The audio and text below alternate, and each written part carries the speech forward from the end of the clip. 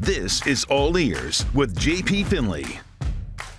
What up, everybody? Welcome into All Ears. I am JP Finlay, and what a wild week it has been in the NFL. Whenever you see the departure of two coaches with Super Bowl rings, you know things have gone nuts in the coaching carousel. Of course, we're talking about John Harbaugh in Baltimore and Mike Tomlin in Pittsburgh. Now, it looks like John Harbaugh is going to get a new gig. Mike Tomlin, we'll see what happens. The changes in Washington are nowhere near as significant, right? Yes, Dan Quinn got rid of his two coordinators, but now Washington has named their new offensive coordinator. That would be David Blough. He's young, he's inexperienced, but man, when you talk to people around the league, the word on David Blough is he can get it done. Welcome Dave Blough into the picture. Dave Blough has been in Washington for the past two seasons. First as assistant quarterbacks coach, then this past season when Tavita Pritchard went to Stanford to be the head coach, Blough got promoted to the interim quarterbacks coach role. Well, with Cliff out and then Detroit asking Blau for an interview to be their offensive coordinator, Dan Quinn jumped in. He said, you know what, Dave Blau, sure you're only 30 years old and you've never been a play caller, but we believe in you. We're going to turn the keys of this offense over to you. And frankly, I like this hire. It makes a bunch of sense to me. Washington is keeping it internal. That means there is some level of continuity for Jayden Daniels, which is massive. David Blough and Jayden Daniels arrived here in the same year. I've seen the two of them interact. Those two are close, and I think Jayden Daniels has been kept abreast of this situation throughout, both with Cliff's departure and now with the hiring of Blau. This is a guy that played the position, and everyone I've talked to about Blau thinks he has the right mindset to get this done. That doesn't mean there's not going to be a lot of work for Blau to figure out. We know where he has been. We know the coaches he's worked with. Obviously, he was here for 2 years with Cliff Kingsbury. You're going to see some elements of Kingsbury's offense in what we eventually see from Blau. Keep in mind, though, Blau played in Detroit. Ben Johnson was on that Lions coaching staff. I expect to see some of what Ben Johnson does. Prior to that, he was on the practice squad in Minnesota. Maybe you see some Kevin O'Connell looks in this new Dave Blau system. Also, he was a player in Arizona. He played with Cliff. So there's going to be a lot of different things. I imagine it's going to look different. I think we'll see Jayden Daniels under center more. I think Washington's offense is going to try to have more play action looks for Jayden. Get folks open a little bit easier. Now, that's not the only coaching hire. DJ Williams, formerly the quarterbacks coach of the Atlanta Falcons, has been hired to the Washington Commanders to serve in the same capacity. Now, you wonder, why is DJ Williams standing there with Doug Williams? Well, he's Doug Williams' son. Certainly doesn't hurt to have a former star quarterback and a franchise legend as your dad. But let's be clear, DJ Williams did not get this job because of his last name. He is qualified for this gig. He was in the Saints organization, then with the Falcons. I think you saw a lot of positive work with those quarterbacks. I mean, 2 years ago, Kirk Cousins looked lost. He was dealing with that injury. When Kirk came in the second half of this year, Kirk looked pretty darn good. Michael Penix, without the injuries, has looked good in Atlanta. So DJ Williams joining the Washington offensive coaching staff as the new quarterbacks coach. There's going to be a lot more moves in this coaching carousel. We'll find out if some of the current Washington assistants decide to go elsewhere. There's a lot still to come from this Washington coaching search. But let's get into the program. Let's hear from some of the players. Nobody's going to make life easier for the coaches than good players, and Terry McLaurin is one of the best. This is What I'm Hearing, brought to you by Door Pro America. Terry talking about the difference between 2024 and 2025. The goal is to make it to the Super Bowl every year. So, you were one game away last year, and this year we didn't make the playoffs. So that's not what you want. And, I think it's not where you put in all the work. So that's the disappointing part of it. And I think everybody just has to take their role and see how they come back better. The team's going to be completely different, so you just kind of got to take a day one approach individually. And it's a new team, you got to start from the ground up. Terry, knowing things change every year, how fast do you think you can get things back to where you were in 24? Yeah, I think a lot of that is out of my hands of how you build the team and coaching and all those things. But I think as a player, I just got to put the work in that I always do in the off season and just come back a better version of myself. And I think for me, it's coming back healthy, having a full off season so I can, be here and grow with Jayden and grow with the guys that are here. I think that'll just be great for everybody, just give them more sense of normalcy. But and then with the guys that are here, try to build this team up, you know what I mean, and be a leader and be a voice in this locker room. Hey, that's it, though. That's it, though. It's the same timing. Yeah, you feel me? Because I'm fighting with you, and the last minute you ain't trap it, it's over with. I'm looking forward just to be a part of the building process, start to finish, and see where we go from there. I feel really good. I think coming back after the second time I went out, I felt a lot better. Just kind of, the injury I was dealing with was just was tough, and you had a re-aggravation, and it was a long process of what I was going through just to try to be on the field. But I got to a point probably after Madrid, I was just not feeling any pain or setbacks, and I was able to put a lot of good, consistent days together. Didn't miss any practice or things like that, so I was just able to build back up to what would kind of be normal in a normal off season, where you get that callus, I like to say, you build up. So the Lord's really helped me and just blessed me as healthy as I've been, and so I just have always prided myself in taking care of my body. So I'm gonna continue to do that and work my tail off. That's what I do. I love to work. You know what I mean? So I'm just looking forward to give my body some rest and get back to it. Terry McLaurin absolutely does love to work. And let's be real about this offense this year. Jayden Daniels only finished 4 complete games. And then Terry McLaurin was in and out of the lineup. You had changes on the offensive line. You lose Austin Eckler. I mean, the work Cliff Kingsbury did, this offense was still pretty good in 2024 and certainly looked like a different group when McLaurin was on the field for the Burgundy and Gold. Now, another group that made a lot of contributions offensively, that was this rookie class. I thought these rookies really did a good job, and I want to get into what some of the rookies said about their seasons and what they're saying. Let's start with Bill, who had a really good year for a 7th-round pick. It was a blessed year, best year for me, and I couldn't have asked for a better year. I'm gonna approach it. I'm gonna go get the feedback. I'm gonna look for the coach's feedback, and I'm gonna look at everything I did wrong. And during the off season, I'm gonna go hit it 100% and come back better than ever. I was maybe 10 years old, and I'm watching the NFL, and I'm like, I know when they get cold, how the NFL players have the jackets on and stuff like that. I'm like, dang, this really real. I got the jackets on, how they have on the sideline. So that was when it really hit me. I was like, this really cool. You really in the NFL. But I mean, it been everything I dreamed of. I would say the Chargers game. That was my favorite. That was my favorite game. Just scoring touchdown, talking to Tom Brady. That was it really hit me. I was like, you really doing it. So I mean, that was cool. What did you learn in your first year playing alongside Jayden Daniels? I learned it's ups and downs, but I mean, you just gotta keep a good mental focus and just try to keep stacking weeks. I love the gratitude you hear in Bill's voice talking about this. He went for almost 900 yards from scrimmage with 8 touchdowns. Do your dance, Bill. You earned it. That is a heck of a rookie season, especially for a 7th-round pick that got robbed of his final college football season by the decision makers at the NCAA. And what was cool for Bill, the fans showed love. People recognized how good he was this year. 4 times in the 2025 season, Jacory Croskey-Merritt, a.k.a. Bill, was voted the Rookie of the Week. He got all those Pepsi belts. Remind you, though, of Jayden Daniels in 2024, 11-time winner of the Pepsi Rookie of the Week. I think Jayden ran out of space for those big old belts they were giving you. But here's a question, seriously, for the NFL. The nominees for Rookie of the Year have been announced. Where the heck is Bill? Seriously, Jackson Dart did not win a single Rookie of the Week. Neither did Tyler Shook.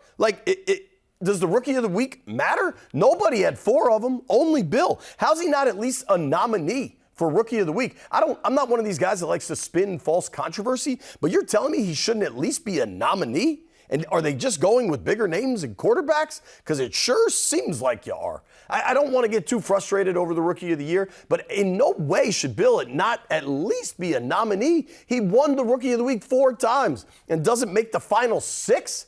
I don't know about the voting there, man. Maybe we got to check some hanging chads or something. I'm not exactly sure how that all works. Keeping in the rookie theme, Josh Conerly. Listen, there were ups and downs, but this is a young man that played every single offensive snap this year for the Burgundy and Gold. That is hard to do for any offensive lineman, let alone a rookie. Impressive stuff from Conerly. Yeah, I mean, it was honestly know what wasn't the results that we wanted or the outcome, but in terms of how this team went about their business and continue to fight in every game that we played in, it was great to see. And I mean, honestly, my first, obviously this wasn't the first year that I won it on a personal level, but at the end of the day, it showed me how resilient I truly am, and if you could just keep putting in work, that it shows eventually. How helpful is it going to be mentally that you're not switching positions? Right. It's going to be great, so I can solely focus on that, because even last offseason, I was still doing a little bit of both just to make sure that I was ready to do whatever the team is needed. But now that I know I'm going to be just playing one position and just that, it's going to be a lot easier. And it's going to be a lot easier mentally, too, to just prepare for that. There's a lot of ups and downs in pass pro. But I feel like I impressed myself the most in the run game. Honestly thought run blocking was going to be a lot harder in the NFL.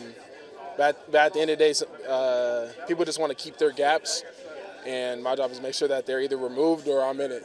I mean, that's just a standard. Honestly, I mean, even in college, I played, unless we were blowing somebody out, I played every single snap. Just never came out for an injury, or even if something was bugging. So no matter what, I'm going to be out there if I can.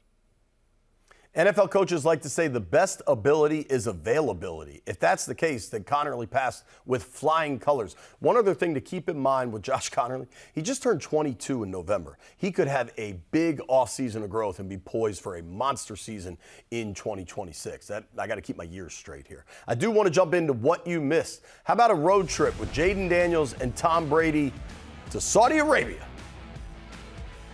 You know, you're always looking for what's next in the NFL, who's really going to carry the torch.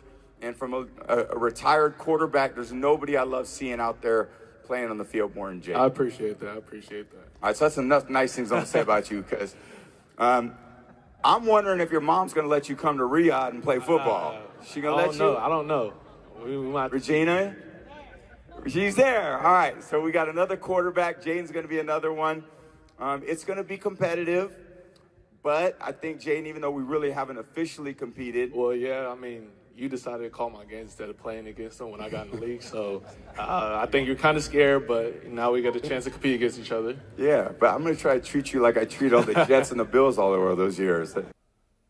Brady's got jokes, but JD5 fires right back at him. I enjoyed that. If you're traveling to Riyadh, check out the flag football game with Jayden Daniels and Tom Brady. Now, when we come back, I got to catch up with Colt McCoy about a guy he knows well, David Blough. Don't go anywhere.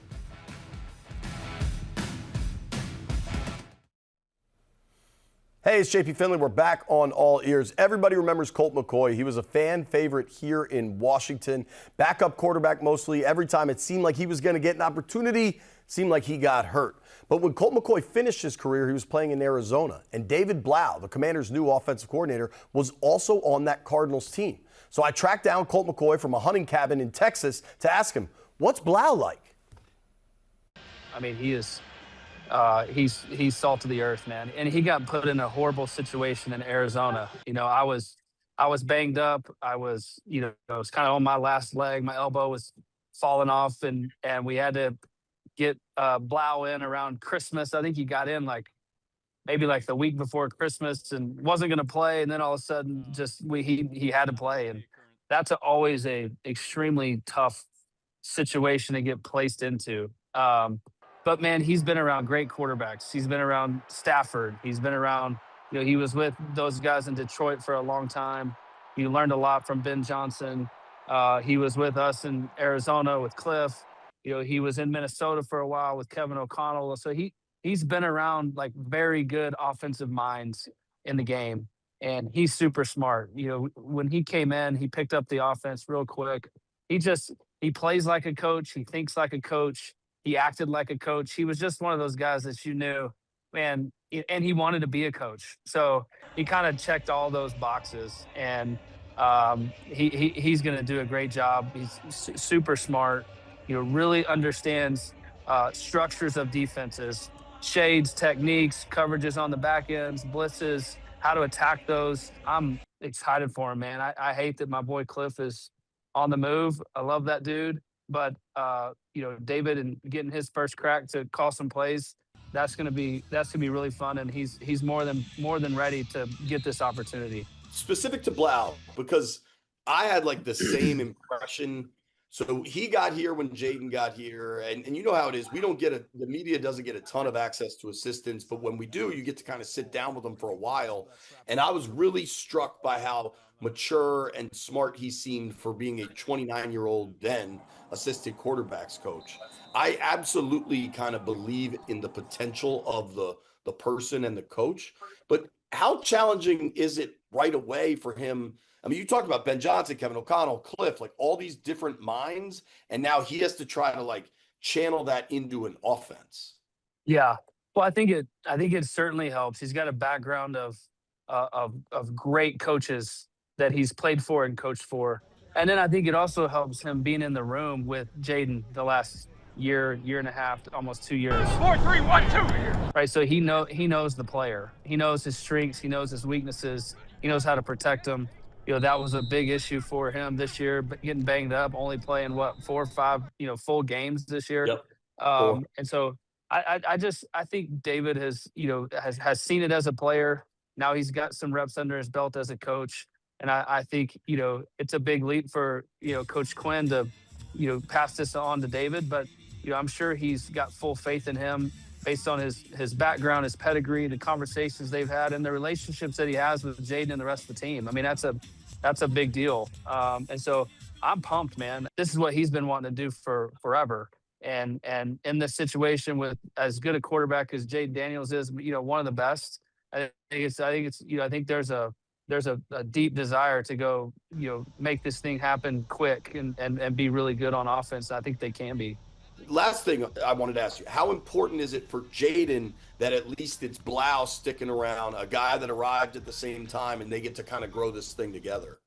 Yeah, from all I understand, they have a great relationship. And I'm sure Jayden was involved in some of that. I was talking to Trey McBride, who's one of my good buddies. He got drafted in Arizona when I was playing for the Cardinals. And, I told him, I was like, man, my first 5 years in the NFL, I had a new coordinator, new head coach, new coordinator. And it just takes a toll on you.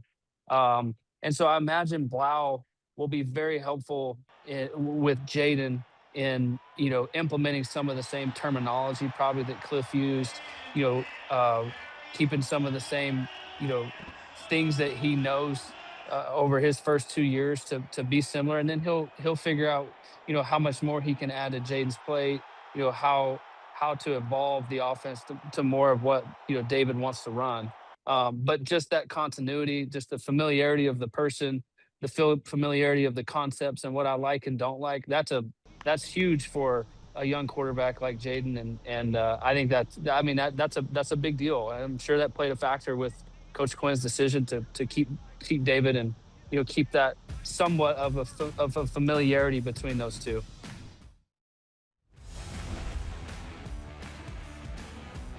We're back, and it's mailbag time. Of course, we do this segment every week. You get to drive the show, ask me questions. I'll do my best to answer them. Some of them are hard to answer. Let's see how tonight goes.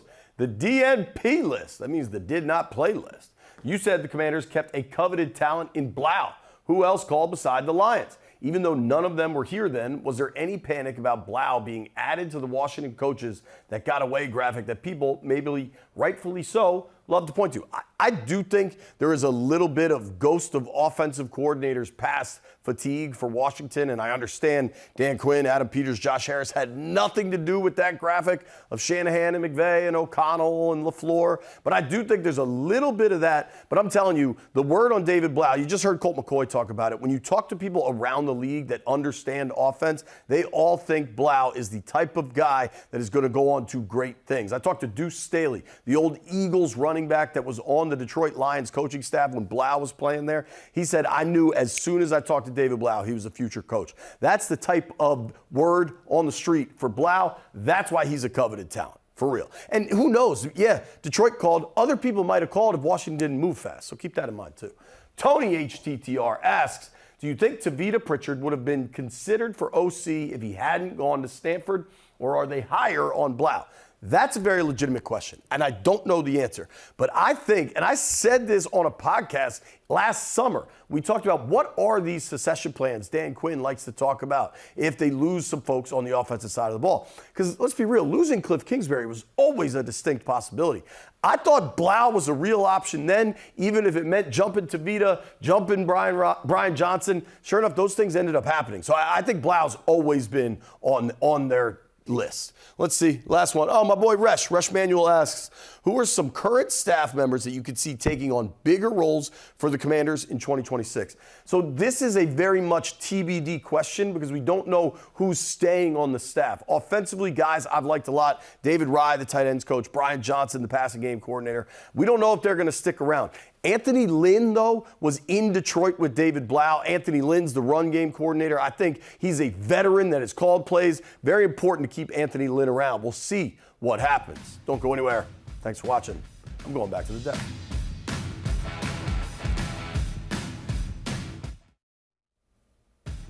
Every week during the regular season, we look at Vegas. What are the odds of Washington winning, losing? How's it going to go? Well, now we've piled it all up. Looks like the Commanders covered the spread only 7 times this season. Most of that was in wins. Obviously, that Denver game was a remarkable cover and almost win. They almost won it outright. And there were others, certainly against the Eagles late in the year. They covered because they won that thing. They were big underdogs. It's been an interesting year for the Washington Commanders, certainly one that the coaches and players hope is significantly better next season. But if you were a gambler, you almost broke even if you were betting Washington every week. Thank you all so much for watching. It's been a fun one here on All Ears. You made it this far, I'll owe you a beer.